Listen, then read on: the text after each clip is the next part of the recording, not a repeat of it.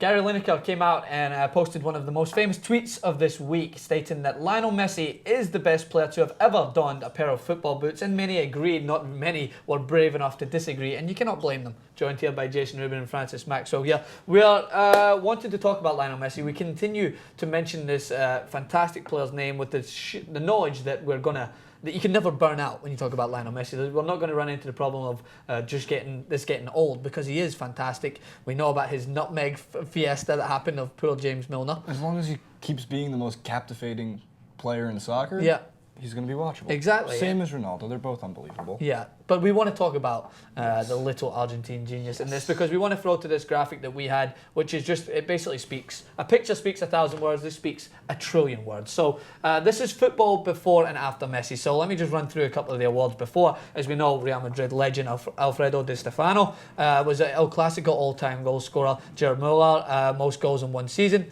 All these amazing legendary names. This is what's fascinating about this, is there's so many names in there that everyone knows as legends of the game. They're all in there with the awards. Platini, of course, who runs the UEFA now, Golden Ball, most awards. Alcantara, one of Barcelona's most well-respected players of all time top goal scorer. Zara, the La Liga, all-time top goal scorer, sorry. Raul, we know him, still playing his football now, a legendary player for Real Madrid.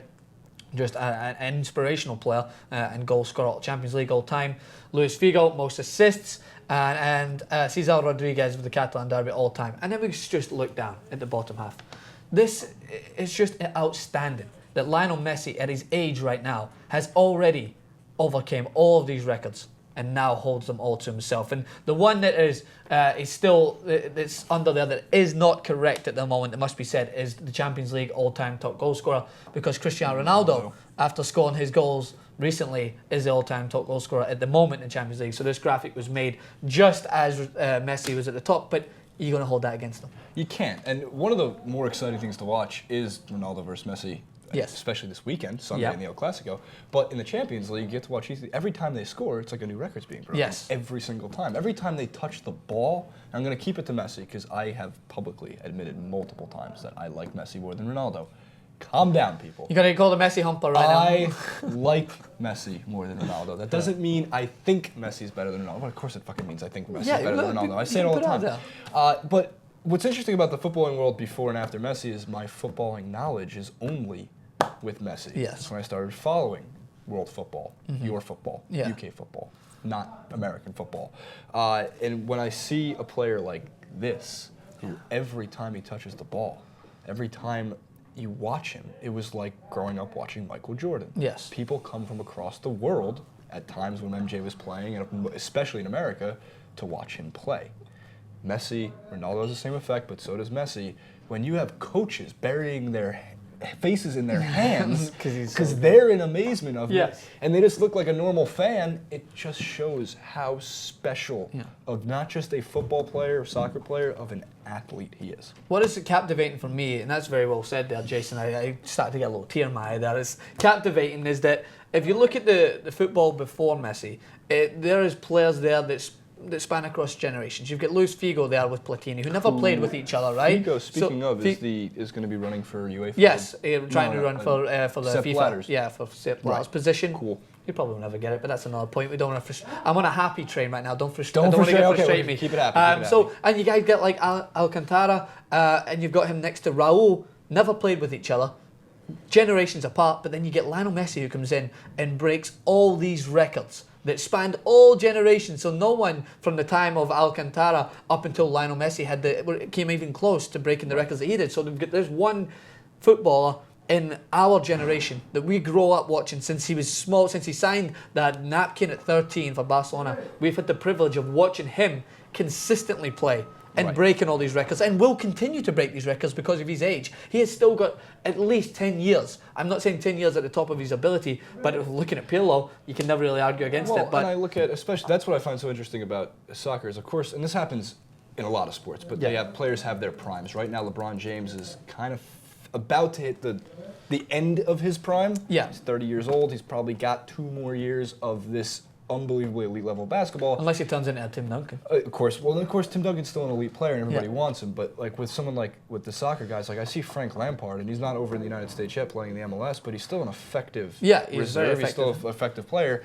And I feel with players like Lionel Messi, Cristiano Ronaldo, even people like Zlatan, and all these unbelievable talents Yeah. in world soccer, if you have to focus on a player, regardless their age or ability, that affects how you strategize to play them. So Yeah. Messi at 42, if he's still playing for Barcelona in 14 years, you got to make sure your eyes are on the guy because I'm sure he'll be able to take that talent and thread passes and Yeah, and these free everything. I mean, he had 3 free kicks that were in the exact same location, and they would have been 3 free goals. Yeah. If he got just slightly Slightly. a little bit lower. Joe Hart, definitely. I mean, Joe Hart's reaction to these free kicks is amazing. He's just like, what can you do? You can only breathe. just give yourself the chance to get there. But the person I go back to a lot is Pirlo and Ryan Giggs, guys like that who have played until the latter stages. They adjusted. Good players will adjust as the years go by because Right. your legs just can't.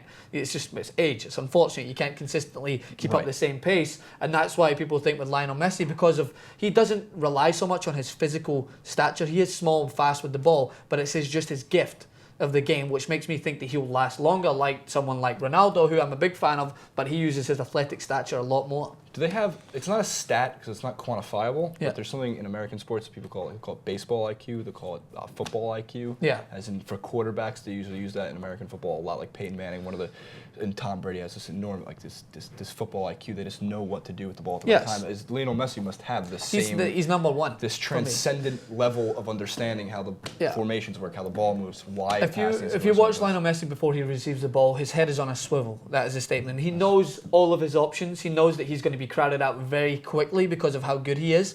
And someone like, and don't get me wrong, this is a Barcelona trait that they've taught. If you look at someone like Xavi history, and Iniesta, yeah. they've taught these players that their heads need to be consistently checking all exits. When I got taught when I was younger, the ball came to me, you need to have, when you're younger, you need to have 2 or 3 options. You need to either give it back to the person that gave it to you, you move into space, or you turn and you So try you're and beat a thinking man. one move Yeah, ahead, so yeah. Lionel Messi is like 13 moves ahead. And I'm not joking when I say that. He knows exactly what he might need to do when he gets his first touch. He knows what his opponents are going to do, and then he knows what he has to do to bring in his fellow players into the game. And that's what's astounding about him, because sometimes I think that that's what sets him about difference in Ronaldo. Ronaldo in a tight space, I feel, doesn't have his game planned out as much as what Messi does, because Ronaldo's got the strength and the physical presence to maybe get himself past situation and use his speed. Messi's still strong and fast. No one should deny that because he's so small. His centre of gravity is fantastic. But I just think that his footballing brain is leap years ahead of anyone else. And his ability at this moment in time, right now, after the Alicia Games, is way ahead of anyone else at the moment, and there's no argument that can be made. And I'm a big Ronaldo fan, but I just can't make the argument at this time. And we know people out there will want to make their arguments in the section below, so we want to know what you guys think about Lionel Messi in football before and after him. And I'm really happy to have Jason on here providing your perspective. It really has helped a lot, so make sure to subscribe to TYT Sports. Come back for more Francis and Jason.